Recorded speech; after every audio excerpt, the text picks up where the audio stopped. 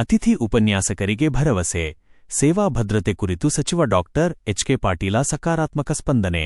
ಹುಲಕೋಟಿ ಗ್ರಾಮದಲ್ಲಿ ಇಂದು ಕಾನೂನು ಹಾಗೂ ಪ್ರವಾಸೋದ್ಯಮ ಇಲಾಖೆಯ ಸಚಿವರಾದ ಮಾನ್ಯ ಡಾಕ್ಟರ್ ಎಚ್.ಕೆ. ಪಾಟೀಲ ಅವರನ್ನು ಅತಿಥಿ ಉಪನ್ಯಾಸಕರ ಸಂಘದ ನಿಯೋಗ ಭೇಟಿ ಮಾಡಿ ಅಭಿನಂದನೆಗಳನ್ನು ಸಲ್ಲಿಸಿತು.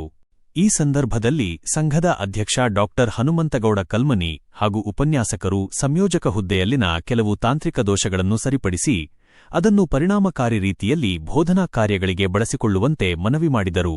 ಜೊತೆಗೆ ಪ್ರಸ್ತುತ ಜಾರಿಗೆ ಇರುವ 3 ವರ್ಷದ ಕಾಲಮಿತಿಯನ್ನು ರದ್ದುಪಡಿಸುವಂತೆ ಹಾಗೂ ಈಗಾಗಲೇ ಸೇವೆ ಸಲ್ಲಿಸುತ್ತಿರುವ ಅತಿಥಿ ಉಪನ್ಯಾಸಕರಿಗೆ ಹೊರಗುಳಿದವರನ್ನು ಒಳಗೊಂಡಂತೆ ಸೇವಾ ಭದ್ರತೆ ಒದಗಿಸುವಂತೆ ಮನವಿ ಸಲ್ಲಿಸಿದರು. ಮನವಿಗೆ ಸ್ಪಂದಿಸಿದ ಸಚಿವ ಡಾಕ್ಟರ್ ಎಚ್.ಕೆ. ಪಾಟೀಲ ಅವರು ವಿಷಯವನ್ನು ಗಂಭೀರವಾಗಿ ಪರಿಗಣಿಸಲಾಗುವುದು ಎಂದು ಭರವಸೆ ನೀಡಿದರು. ಯಾರೂ ಭಯಪಡುವ ಅಗತ್ಯವಿಲ್ಲ, ತಾಳ್ಮೆಯಿಂದ ಸಹಕರಿಸಿ ಎಂದು ಹೇಳಿ ಅತಿಥಿ ಉಪನ್ಯಾಸಕರಿಗೆ ಧೈರ್ಯ ತುಂಬಿದರು. ಈ ವೇಳೆ ಅತಿಥಿ ಉಪನ್ಯಾಸಕರ ಸಂಘದ ಪ್ರಮುಖರು ಹಾಗೂ ಹಲವರು ಉಪಸ್ಥಿತರಿದ್ದರು. ವರದಿ ಸುರೇಶ ಬಳಗಾನೂರು.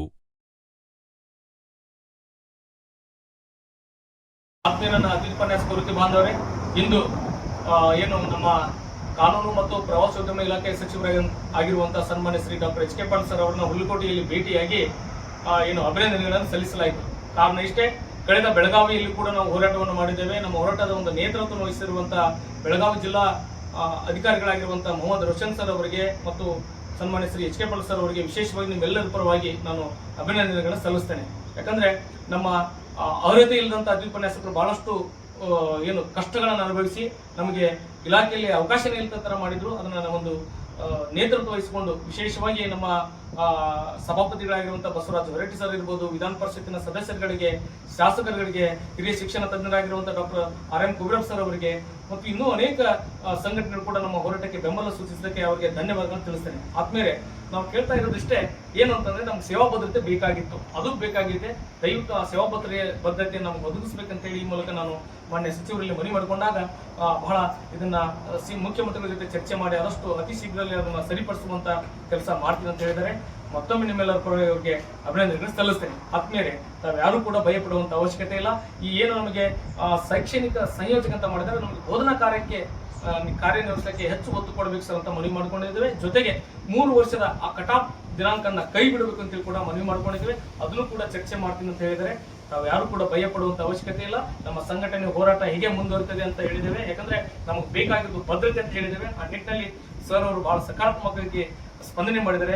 ಈ ನಿಟ್ಟಿನಲ್ಲಿ ನಿಮ್ಮೆಲ್ಲರ ಪರವಾಗಿ ಈ ರಾಜ್ಯದ ಮುಖ್ಯಮಂತ್ರಿಗಳಿಗೆ, ಉಪಮುಖ್ಯಮಂತ್ರಿಗಳಿಗೆ ಮತ್ತು ವಿಧಾನ ಪರಿಷತ್ತಿನ ಸದಸ್ಯರಿಗೆ, ಎಲ್ಲ ಶಾಸಕರುಗಳಿಗೆ, ನಮ್ಮ ಹೋರಾಟಕ್ಕೆ ಬೆಂಬಲ ಕೊಟ್ಟಿರುವಂತ ಎಲ್ಲರಿಗೂ ಕೂಡ ಮತ್ತೊಮ್ಮೆ ನಿಮ್ಮೆಲ್ಲರ ಪರವಾಗಿ ನಾನು ವಿಶೇಷವಾಗಿ ಡಾಕ್ಟರ್ ಎಚ್.ಕೆ. ಪಾಟೀಲ್ ಸರ್ ಅವರಿಗೆ ನಿಮ್ಮೆಲ್ಲರ ಪರವಾಗಿ ನಾನು ಅಭಿನಂದನೆಗಳನ್ನು ಸಲ್ಲಿಸ್ತೇನೆ.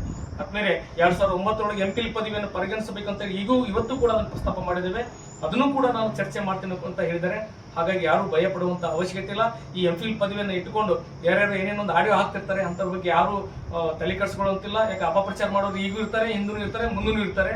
ಅವರೇ ನಮ್ಮ ಮಾರ್ಗದರ್ಶಕರು. ಮತ್ತೊಮ್ಮೆ ಅವ್ರಿಗೂ ಕೂಡ ಒಳ್ಳೆಯದಾಗ್ಲಿ.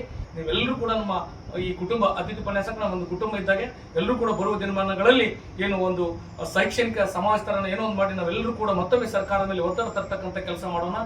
ಎಲ್ಲರೂ ಕೂಡ ಧೈರ್ಯವಾಗಿರ್ಬೇಕಂತ ಹೇಳಿ, ಆದ್ರೆ ಒಂದನ್ನ ಹೇಳಿದ್ದೇವೆ, ನಮಗೆ ಸೇವಾ ಭದ್ರತೆ ಸಿಗೋವರೆಗೂ ಕೂಡ ನಮ್ಮ ಹೋರಾಟ ನಿಲ್ಲಲ್ಲ ಅಂತ ಕೂಡ ನಾನು ಮತ್ತೊಮ್ಮೆ ಮಾನ್ಯ ಸಚಿವರಿಗೆ ಮನವಿ ಮಾಡ್ಕೊಂಡಿದ್ದೇನೆ. ಹಾಗಾಗಿ ದಯವಿಟ್ಟು ಯಾರು ಕೂಡ ಅಧೈರ್ಯಗೊಳ್ಳಬಾರದು. ನಮ್ಮ ಹೋರಾಟ ಮುಂದಿರ್ತದೆ. ತಾವೆಲ್ಲರೂ ಕೂಡ ಇದೇ ತರ ಸಹಕಾರ ಇರಲಿ ಅಂತ ಹೇಳಿ, ಕೆಲವರು ನನ್ನ ಹೆಸರು ಹೇಳ್ಕೊಂಡು ಏನೇನೋ ಮಾಡ್ತಾ ಇದ್ದಾರೆ, ದಯವಿಟ್ಟು ನನಗೆ ಅಂತ ಇದ್ರೆ ದಯವಿಟ್ಟು ನನ್ನ ಗಮನಕ್ಕೆ ತಂಬರಿ ಅಂತ ತಮ್ಮಲ್ಲಿಗೆ ಮನವಿ ಮಾಡಿಕೊಂಡು ನಾನು ಮಾತುಗಳನ್ನು ಮುಗಿಸ್ತೇನೆ. ಎಲ್ರಿಗೂ ಒಳ್ಳೆಯದಾಗಲಿ, ಶುಭವಾಗಲಿ. ಜೈ ಭುವನೇಶ್ವರಿ.